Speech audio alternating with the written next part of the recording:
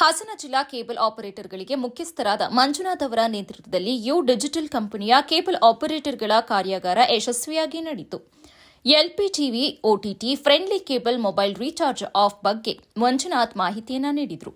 ಕಾರ್ಯಕ್ರಮವು ದೀಪ ಬೆಳಗಿಸುವ ಮೂಲಕ ಉದ್ಘಾಟನೆಯಾಯಿತು. ನಮ್ಮ ಹಾಸನ ಟಿವಿಯ ಮುಖ್ಯಸ್ಥ ತೌಫಿಕ್ ಅಹಮದ್ ಸ್ವಾಗತವನ್ನು ಮಾಡಿದರು. ಕಾರ್ಯಾಗಾರದಲ್ಲಿ ಮಾತನಾಡಿದ ಮಂಜುನಾಥ್ ಅವರು, ಇಂದಿನ ಸ್ಪರ್ಧಾತ್ಮಕ ಹಾಗೂ ತಾಂತ್ರಿಕ ಜಗತ್ತಿನಲ್ಲಿ ಸುಮಾರು 30 ವರ್ಷಗಳಿಂದ ಕೇಬಲ್ ಉದ್ಯಮದೊಂದಿಗೆ ತೊಡಗಿಸಿಕೊಂಡಿರುವ ಆಪರೇಟರ್ಗಳು ಸ್ವಯಂ ಉದ್ಯಮಿಗಳಾಗಿ ರೂಪುಗೊಂಡಿದ್ದಾರೆ. ಮುಂದೆಯೂ ಕೇಬಲ್ ನೆಟ್ವರ್ಕ್ ಅಸ್ತಿತ್ವದಲ್ಲೇ ಇರುತ್ತದೆ. ತಮ್ಮ ಅಸ್ತಿತ್ವದ ಬಗ್ಗೆ ಯಾರೂ ಆತಂಕ ಪಡುವ ಅಗತ್ಯವಿಲ್ಲ ಎಂದರು. ಗ್ರಾಹಕರನ್ನ ಉಳಿಸಿಕೊಂಡು ಉತ್ತಮ ಸೇವೆ ನೀಡುವ ಜವಾಬ್ದಾರಿ ಪ್ರತಿಯೊಬ್ಬ ಕೇಬಲ್ ಆಪರೇಟರ್ಗೂ ಇದೆ ಎಂದು ಮಂಜುನಾಥ್ ಅವರು ಹೇಳಿದರು. ಐಪಿಟಿವಿ ಸೇರಿದಂತೆ ಇತರೆ ಆಧುನಿಕ ತಂತ್ರಜ್ಞಾನವನ್ನು ಯು ಡಿಜಿಟಲ್ ಕೇಬಲ್ ಆಪರೇಟರ್ಗಳು ಮತ್ತು ಗ್ರಾಹಕರಿಗೆ ಪರಿಚಯಿಸಲಾಗುತ್ತಿದೆ.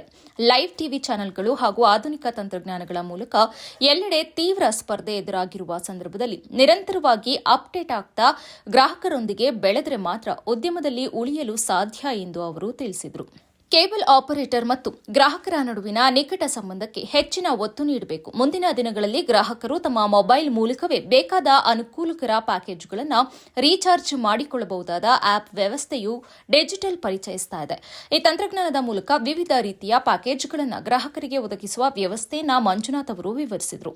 ಕೇಬಲ್ ಆಪರೇಟರ್ ಮತ್ತು ಗ್ರಾಹಕರ ನಡುವಿನ ಸಂಬಂಧ ಅಮೂಲ್ಯವಾಗಿದ್ದು ಅದನ್ನು ಉಳಿಸಿಕೊಂಡು ಉತ್ತಮ ಸೇವೆ ನೀಡಬೇಕು. ಟಾಟಾ ಸ್ಕೈ, ಡಿಟಿಎಚ್ ಸೇರಿದಂತೆ ಇತರೆ ಸೇವೆಗಳಿಂದ ಕಡಿಮೆ ದರದಲ್ಲಿ ಉತ್ತಮ ಸಂಪರ್ಕ ಸೇವೆ ನೀಡುವ ಮೂಲಕ ಗ್ರಾಹಕರ ವಿಶ್ವಾಸ ಗಳಿಸಬೇಕೆಂದು ಸಲಹೆಯನ್ನ ನೀಡಿದರು.